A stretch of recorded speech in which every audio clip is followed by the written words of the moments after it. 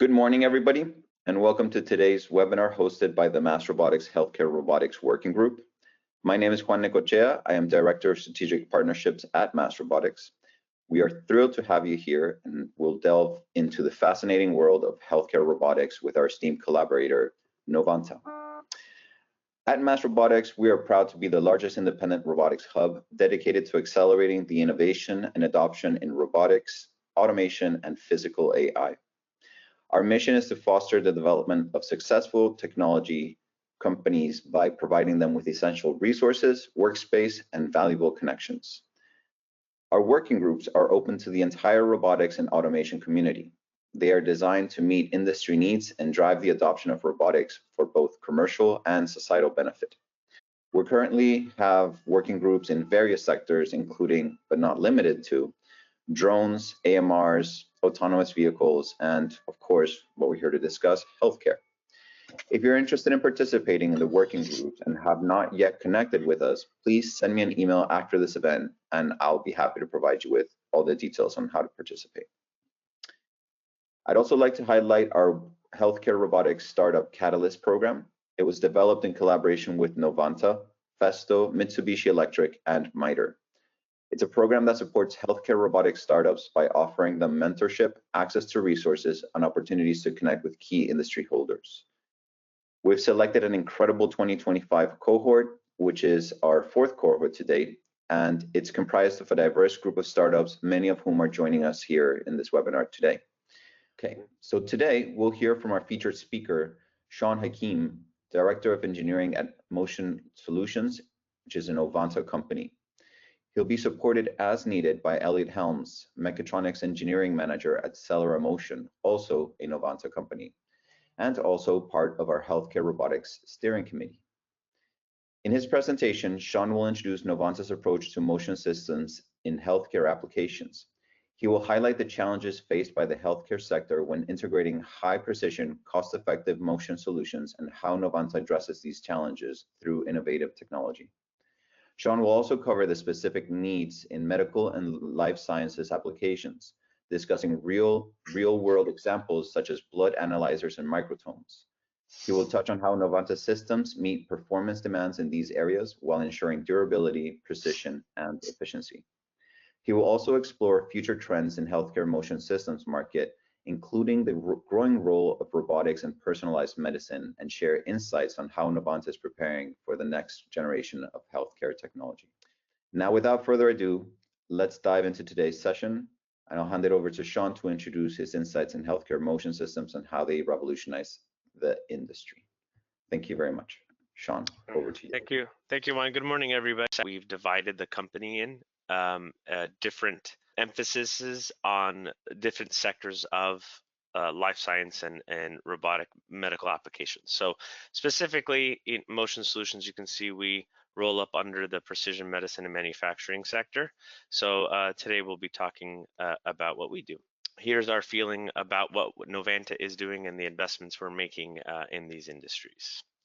So today we're going to talk about life sciences requirements and challenges, specifically the motion systems. When I say motion systems, specifically the bearings. So we're going to be looking at the different technologies available out there and why we would choose one over the other. And we'll go over a couple of case studies.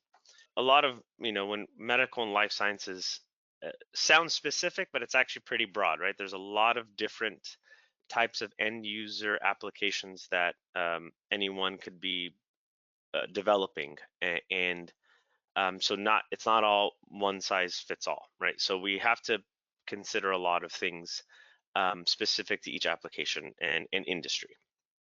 So we're worried about maintenance, we're worried about efficiencies, errors, packaging, duty cycle, and cost. Cost is always a big consideration, especially for very large instruments that are mass produced worldwide. So cost is always an important consideration. We consider it to be just as much of a spec as it would be as any other performance metric on the system. So some of the problems we see in these types of applications when we're talking about the bearings, the guides may not be optimal for the orientation of the system. Tolerances to where you to the items that you're mounting to can adversely affect the performance. The way the bearings are assembled, so aligning, can be a very challenging thing to overcome. It seems like that it should just go together. It doesn't. There's a little bit of an art to it. There's also a big emphasis on the proper specifications and what we're trying to achieve. So there's load capacity usually for a bearing when we're talking about bearings, but things that get overlooked can be it's not going to break. I can handle the load, but maybe it's not stiff enough. I have a large moment load coming off of the bearing, and I can see that my payload, my end product, is bouncing like a diving board, or maybe the motion is not smooth enough. There's too much friction, premature failures. Environment could be a big factor. We can all of a sudden start getting rusty rails depending on the environment the product is in, or just completely incorrectly sized bearings altogether. When all that happens, right, the end resulting the end result is gonna be poor performance, packaging, cost, lifetime, or it's not going to meet the duty cycle required. So we really try to engage and figure out how to overcome these problems. So let's talk a little bit when I say bearings. I'm going to explain what I mean by that. So one of the more standard bearings of choice is the proper name is a linear guide. So what it is, it's a rail, okay, and it has a raceway where there's ball elements in between what we would call the block and the rail. So these balls allow that rail to move back and forth. And you heard me already speak of stiffness and load capacity. So the balls is kind of what defines all those characteristics. So the more balls, the larger the ball, the higher the load capacity.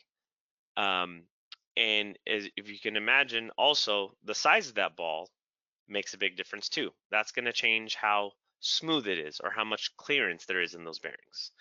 And when we say clearance, it's not an eighth of an inch, it's not half an inch, right? We're talking microns of clearance. And the difference between 1 micron and 3 microns can have a huge impact to the performance, to the desired outcome.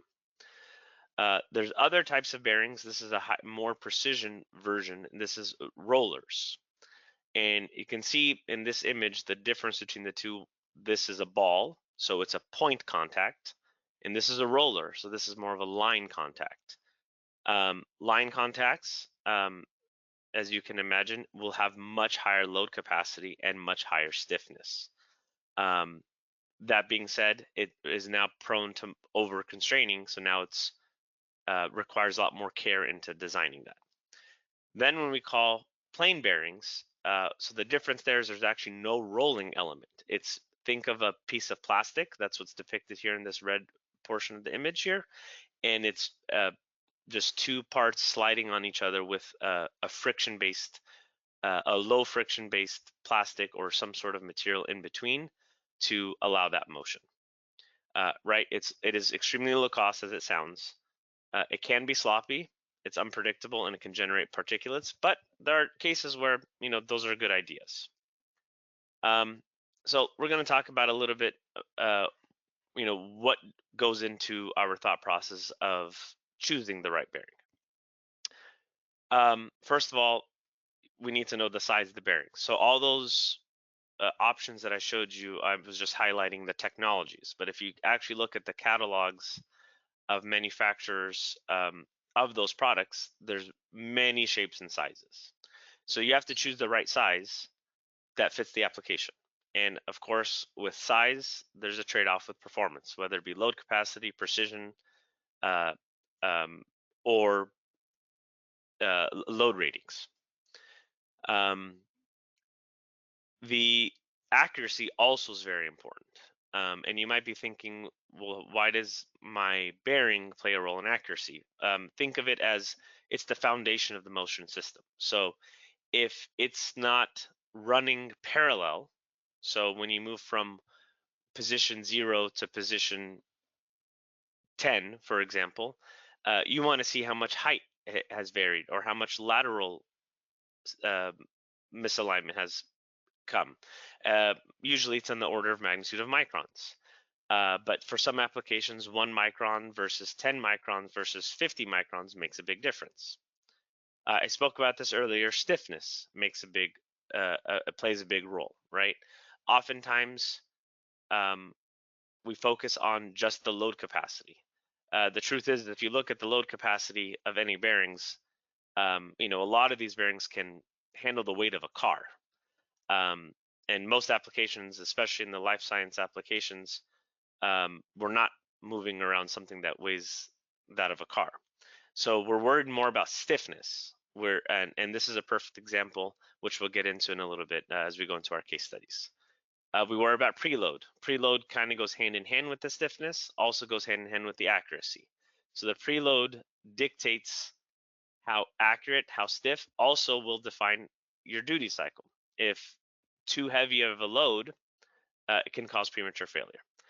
Again, I mentioned this before, cost is a big consideration. We have to make sure that not every product that we design can have the best bearing possible, right? Because cost has to be taken into consideration. We have to optimize the selection for that cost. I mentioned this before as well. Environment plays a big role in the bearing selection as well. And not so much in our life science and medical applications, but we do see a lot in like semiconductor applications. Vacuum becomes a role, or clean room. However, the other factors of the environment may play a role in life science and medical applications, where there could be a temperature, right? A lot of applications will have a process in which you need to heat up the sample or whatever is being imaged. So there's now a heat factor. It could be high temperature, it could be low temperature. Corrosion resistance. This might be in a part of the world where it's very humid, and the HVAC systems are not regulating the humidity, so it can cause rusting or just generally a dirty environment. So let's move on to some other factors here that we talk about too. I've talked about load capacity and stiffness, but let's talk about, again, accuracy and repeatability. Remember, I said the bearings are considered your foundation.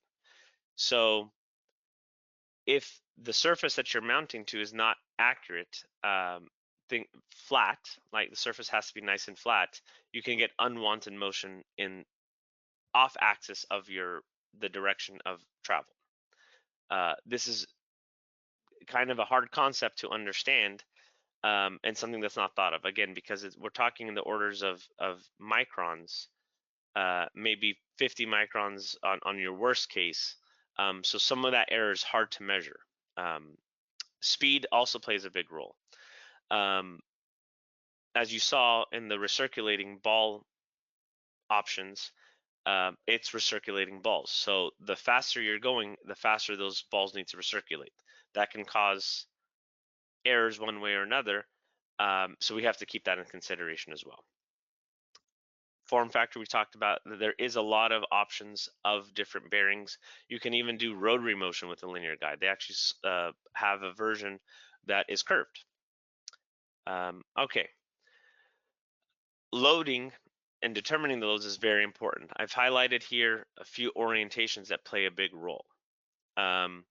You have to understand the orientation because the loading changes. So horizontal case like this, if the load is centered, if the load is offset, plays a big role. The vertical orientation. Usually with a vertical orientation, it's not uncommon to have an offset load, and that can impose a large moment load on the bearing structure.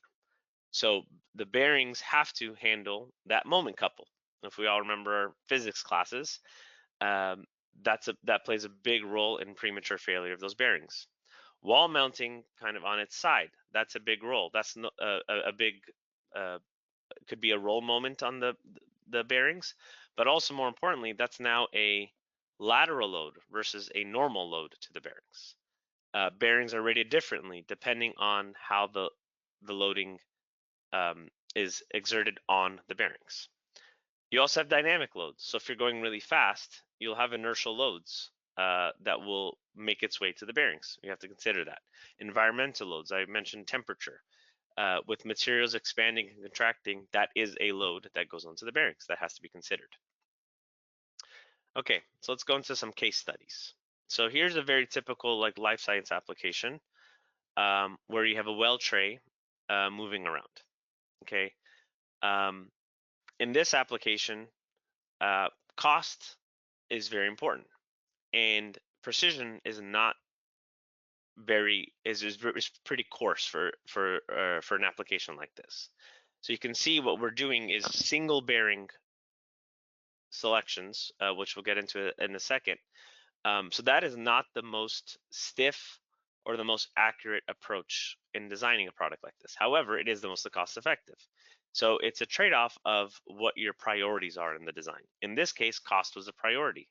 So we went with this design like this, and it yielded fantastic results. And it was, I'll say, good enough for the application, right? We don't want to overspec something and go over budget on the project. So I'll explain a little bit on per axis what's happening. So on the x-axis, so the bottom axis, the loads are relatively light. A well tray, which is very common in this industry, I'm sure many of you have seen one or is using one right now. It's very light. So the load that we're moving around is very light. It's also, there's liquid in there, so it's not usually moving very fast in an application like this. So the loads are light. In both X and Y, very similar, and likewise with Z. The Z is moving very ever so slightly just to help with the pipetting and putting the fluid inside the wells. So in this case, duty cycles can be very high. It can be, an instrument, a blood analyzer like this, usually throughput at the end user level is very important. So a product like this is basically, it's always on 24/7, or we plan for that at least. So it can be very high. So, but still, because the load is light and because the precision requirements are low, we can get away with saving some money on a single rail system. Humidity can be a factor, so we do make sure that the bearings are sealed properly and greased properly so that there's no corrosion. Also, materials is important. Bearings are offered usually in stainless steel or steel. So a product like this, we would have gone with stainless steel to eliminate the corrosion, to improve corrosion resistance because it's a high humidity environment.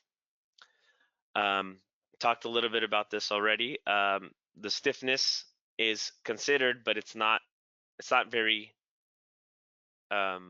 demanding. So we're able to keep it stiff enough. And if you can notice, I mentioned there's many options, sizes, and shapes. So I'm going to just go back to the image. This is what we would call a wide rail. And wide rails, because we're using a single rail system like this, wide rail is appropriate because the wider the rail, the more stiffness you can have in the roll direction, and it's cost effective. So that's what's being considered here. The running parallelism and orthogonality of the sample tray is considered, but again, compared to other end uses, it's not as demanding. Flatness of the sample tray as well, same deal there. Live testing, we often live test these types of products because we need to know how these bearings are going to fail and if they're going to fail prematurely. So it's a very standard part of the project to have a live test during verification and validation phases. Form factor is always important, right? These products go inside maybe a tabletop instrument that gets put into an end user. So it's got to be small. It can't be very large, can't be very heavy. So that's considered here too. Again, cost, I mentioned this, it's one wide rail is lower cost than two narrow rails, and the narrow is what we would consider the standard. And you'll see examples of that in a little bit. Rules of thumb, this is another version, same end use, it's the same internal guts in there on the bearings. Plain bearings with this type of application didn't feel as appropriate, although there would be good cost savings. With fluid being in there and analyzing blood, particulate generation is not a good thing. In fact, that's why in this version of it, you can see all the nice fancy covers. All of that is to protect any potential of any particulate being generated, even though we're not using plain bearings to make it onto the sample. That would be a no-no for the end use. Recirculating ball guide, we talked about that, why that is the choice.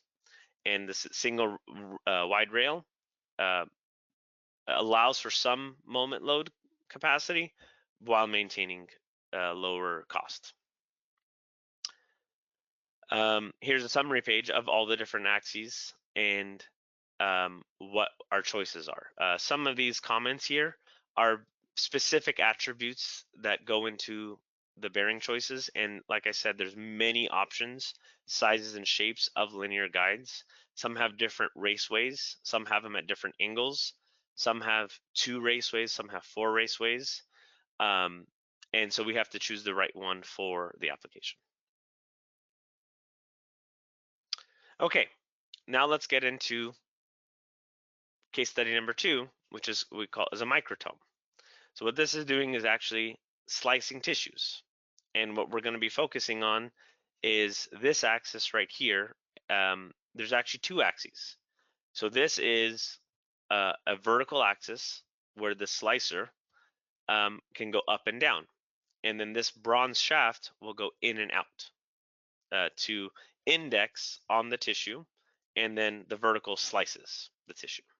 So we're going to talk about that in a second.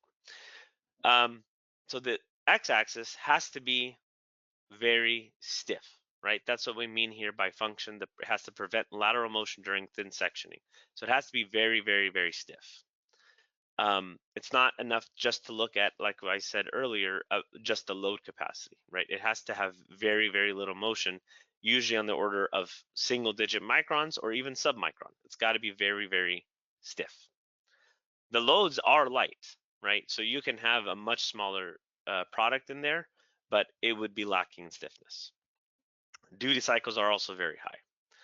Likewise with the z-axis, it needs to be stiff, but it also needs to be very, very smooth as well. The stroke is much larger, and there's also, you can see, when we go back to the image, there is a bit of a moment load. You can see this is where the bearing is. The end product ends up here. If you can see my mouse, that induces a moment load. So that needs to be considered in sizing those bearings. Again, just like the blood analyzers, a product like this would have a very high duty cycle. Contamination is definitely a concern. Cleaning, because there's tissues and biology there, it needs to be sterilized and cleaned. So we need to make sure the system is capable of being cleaned. So what did we do on the x-axis there? So that's actually a plain bearing.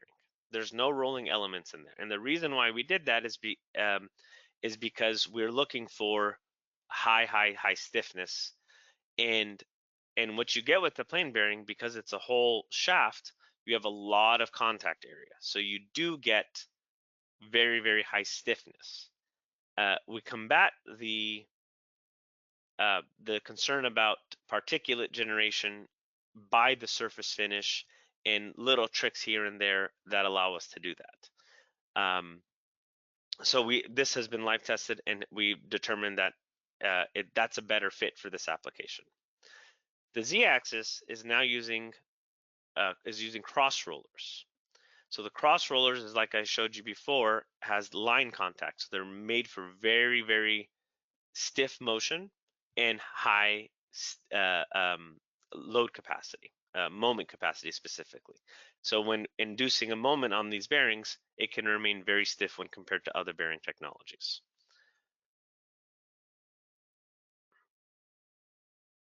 Let's move on to another application. It's a microscope system. So typically here, what you have here is an X, a Y, and a Z. Typically in an application like this, the Z will have like an objective or a camera of some sort, while below it, the XY is moving a sample and the camera is focusing for that sample so that the camera can get a good image. And we're going to talk a little bit about what's happening on each axis. So the x-axis is usually, there's a lot of different flavors of a product like this. So I'm just going to give one example. There are many other examples and other things to consider. The x-axis is what we'd call an indexing axis. It's also the foundation of the whole system.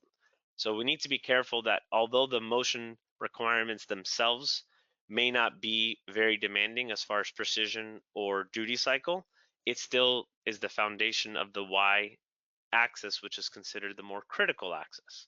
So we need to make sure that the bearings are nice and stiff and flat during motion. The Y axis would be the scanning axis. So this is where it needs to scan through the travel, scan the sample through the travel, and it needs to be very, very smooth and needs to be very flat. Why? Because as I mentioned, there's a camera on the z-axis. So the less flat or the less and the more jittery the motion is on the y-axis, the z-axis has to compensate for that error.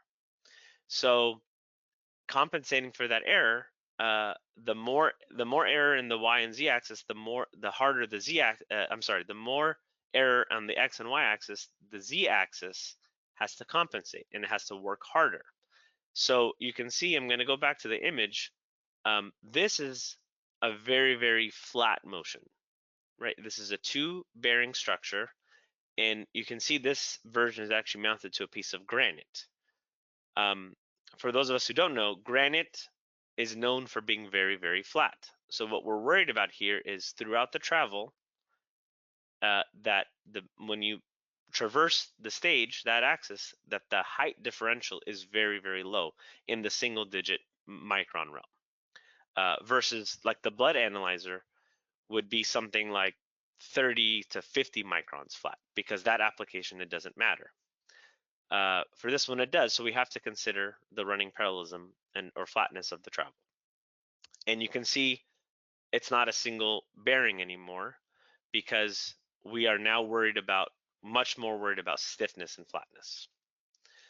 The z-axis as well needs to compensate for the error, and we would call an active autofocus. So as the x and y are moving, the z-axis is constantly making high frequency short moves to compensate for the errors and to maintain focus of the camera onto the sample. So although the load itself is not high, like a camera usually weighs anywhere between 1 to 5 kilograms at most, you're making sure that it's maintaining focus and stiffness. So your camera becomes almost your real live feedback into your system. So it's high frequency inertial loads, and it's constantly moving. So stiffness, again, plays a big role. So again, the key considerations in all this is stiffness on all axes with the moment loads, right? It's not just direct loads or normal loads or lateral loads. There is a moment load. And in the bearing world, what ends up happening is that's so important, because if you did your moment couple calculations, you'll find that most of the load is being taken by just the end rollers or balls. So we have to consider that. Straightness and flatness of travel can't out of plane motion, right? That's what the literal definition, what we mean when we say straightness or flatness of travel, has to be considered. That's unwanted travel or unpredictable travel. So we keep that at a low in something like this. The sample also needs to be flat. It needs to be aligned to the z-axis, because the z-axis has a camera.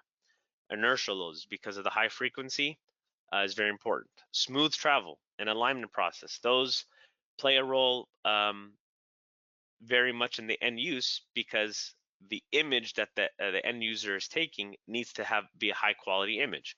Think of something as simple as your camera on your phone. When you try to take a picture of your family and friends, if it's out of focus, it's very frustrating and it doesn't work, right? So same thing here in a microscope type application. The samples of that the end user is analyzing has to remain in focus. So we dive into understanding the end use case so that we can make the proper selection down to the bearing, down to the screws that even hold that bearing to make sure that it maintains stiffness.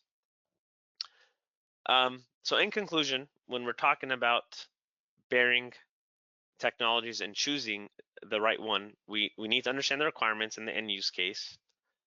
We analyze the trade-offs of the different bearing technologies. We choose the options and investigate and do life tests. We are always considering the preload, the duty cycle, environment, budget, and alignment technique on the manufacturing side. So we have to make sure it's also manufacturable and sustainable at volumes. Thank you for listening. Thank you, Sean. That was fascinating. So I have some questions here for you, Sean. We'll dive right in. We will start with, first off, thank you. I'd like to invite Elliot Helms to join us for the Q&A. And here we go. Here's the first question. Healthcare motion systems market is projected to grow significantly over the next few years. From your perspective, what are the most exciting opportunities in healthcare robotics today, and where do you see the greatest potential for growth? Yes, that's right. In fact, that's the reason why Novanta, as a large global corporation, has been acquiring and integrating companies like Motion Solutions, the Solera Group, and all the different technologies. The whole reason and the whole path of growth there is because we recognize that growth opportunity. So we're combining all of those technologies into one holistic solution to meet the needs of the industry. So yes, we fully recognize that path, and that's why we're putting so much R&D efforts into projects like this. Absolutely, and I'll add, thank you, Sean, and I'll add, we're seeing just kind of at a high level view, obviously surgical robotics and haptic systems associated with that. I think minimally invasive surgery ties in well with that, and some of the systems that Sean mentioned involve, multiomics and sequencing. So I think those are really exciting opportunities to grow into. And then just generally speaking, lab automation, microscopy, those kinds of markets, we're seeing a lot of activity around. So very optimistic for the future in those areas. Fantastic, thank you. I see people's questions coming in. Make sure that you send us your questions in the questions section. Second question, Novanta works with many partners across various industries. What kinds of collaborations do you think would be crucial in accelerating the adoption of healthcare robotics, and how do partnerships between components manufacturers, healthcare providers, and other stakeholders help shape the future of healthcare motion systems? For either one.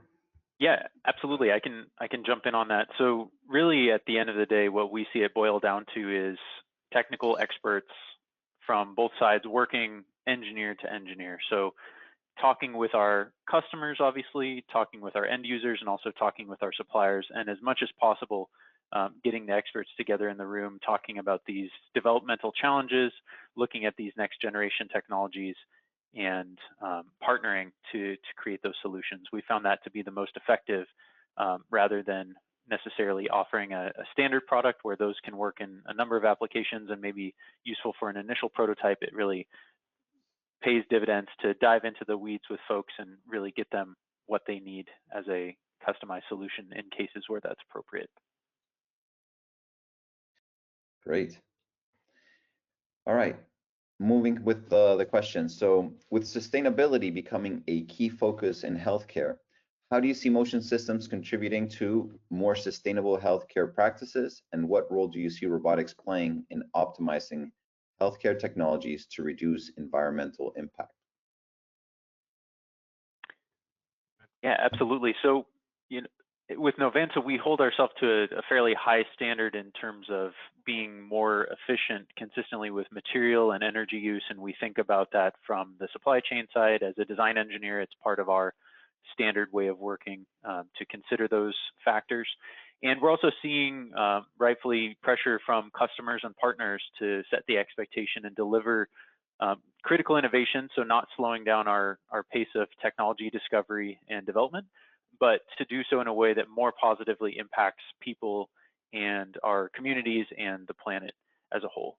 So that's an exciting area of growth and I think a challenge that adds to some of those requirements and challenges that Sean brought up during his presentation. Without a doubt. All right. Moving on to, I think the inevitable question always comes up in these webinars, but considering the advancements of AI, how do you see the role of motion systems evolving in the healthcare sector over the next 5 to 10 years? Absolutely. So I can certainly take a crack at that. I think there are two main areas that AI might play a role. Just projecting forward, on the one hand, I think that there are some opportunities on the design side. As much as I love my job, I think there are areas where generative design and things of that nature can help folks ideate more quickly, can help come up with solutions that might not have been immediately available. You know, couple that with some of the advanced manufacturing techniques that we're really seeing come into fruition. You can see those two halves partner up and come up with things that wouldn't have been possible decades ago, or even 1 decade ago. So that's one aspect, I think, on the development side that I'm excited about. And on the product side or deployment side, I think AI shows some promise in terms of thinking about understanding how things are being used in the field, learning from that information, and either adapting in situ or perhaps feeding that information back to feed the next round of design cycles. We've already seen cases where machines can essentially detect changes in vibration and alert the operator, or perhaps proactively order replacement parts in the case of known wear components like bearings that Sean brought up during the presentation. And I think we're just going to see that tie in more and more as we go forward. Responsive systems, great. All right, so we have here a couple questions regarding resistance with like the existing infrastructure, et cetera. So I compiled it into entrepreneurs, especially those at the edge of their technology, face a lot of resistance from existing institutions to incorporate their technology into existing infrastructure or current procedures. What are some of the key challenges you face when integrating motion control system into existing healthcare infrastructure, and how or what would be some of the suggestions you might give entrepreneurs to address those resistances? I don't know, Sean, you have any? Yeah, I have an answer for that. Yeah, absolutely. Yeah, so I think what we've experienced a lot with the different business units within Novanta is we need to work a lot closer together, engineer to engineer, to really understand how the system at a system level works, right? So any entrepreneur is going to be developing a very complex product, and it's not just the motion system that goes into it, it's the motion system, the camera, the software, the frame. All of those things at a system level play a role in how they work, so how the product ends up working. So really understanding at a system level how each subsystem or component reacts with the other subsystem and component, understanding how they work together for the final desired end case, right? It just makes your development much more efficient and fruitful throughout the process, because then you understand when something's not working, you can figure out which component is the cause of the failure.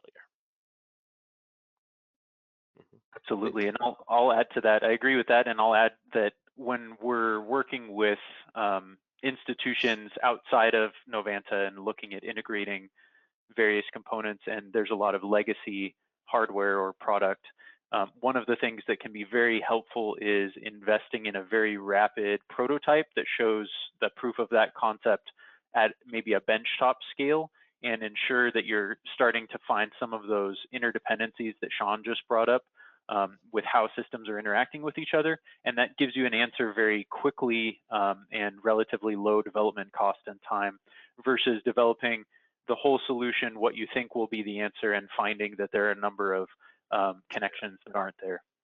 Absolutely. So I'll add to that one last thing is don't be afraid to take risks. Like, try things that you think might not work right away.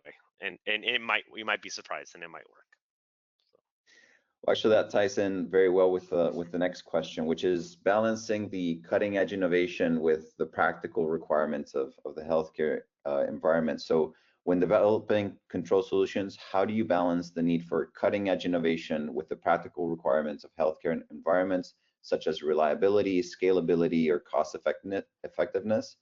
What would be your advice to startups navigating this particular challenge? I would say that don't try to reinvent the wheel on every subsystem component. Right? Focus on your core competency and the thing that will differentiate you from your competitors. And there's a lot of the subsystems that we talked about earlier. A lot of that technology is already available, so you don't necessarily need to innovate and demand new technology on everything. It might just be how one product works with the other, or how you integrate it, or how you use it might be the innovative portion. But you don't always have to go and reinvent a brand new bearing technology.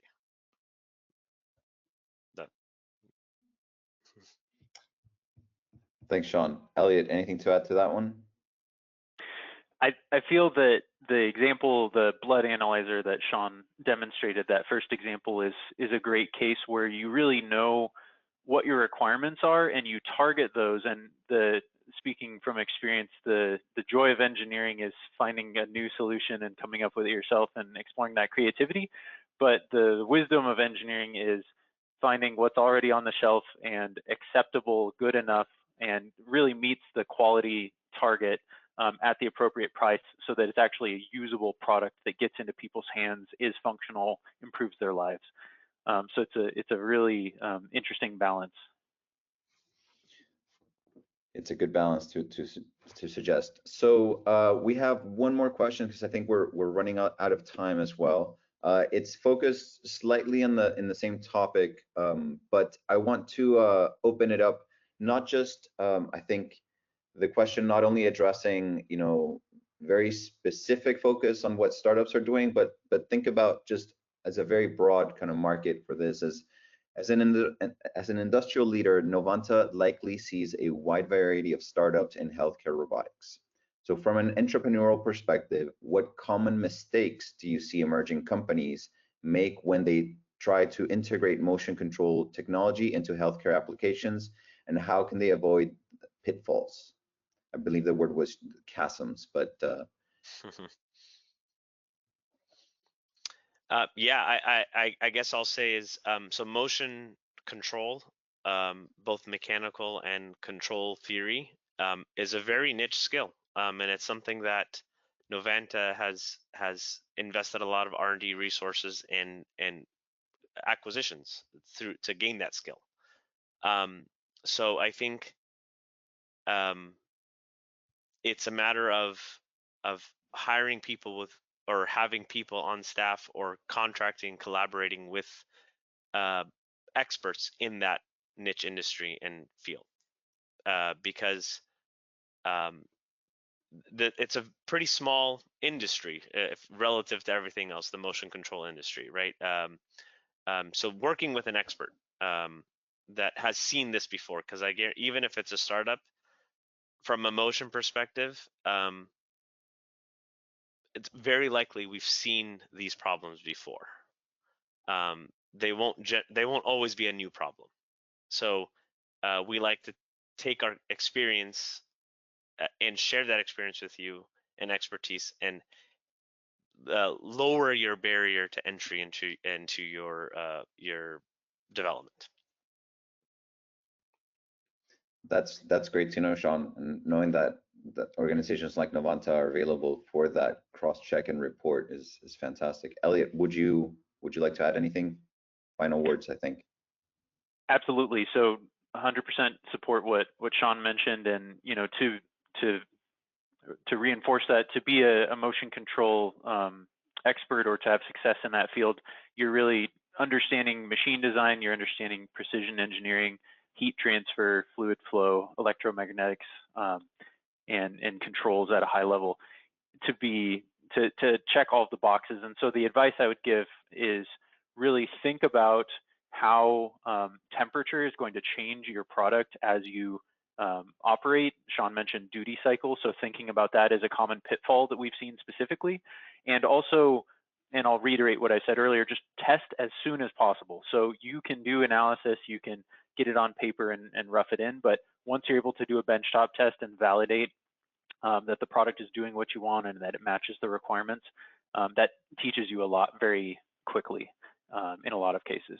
So fully encourage that. Well, thank you very much. I think we're right out of time, and I want to take this time to thank you, Sean. Thank you, Elliot, for answering the questions and engaging in this dialogue. We're very thankful to have you here and sharing your knowledge with the healthcare robotics community that will join here and then see this online afterwards. So have a wonderful rest of your day. We'll see you next time.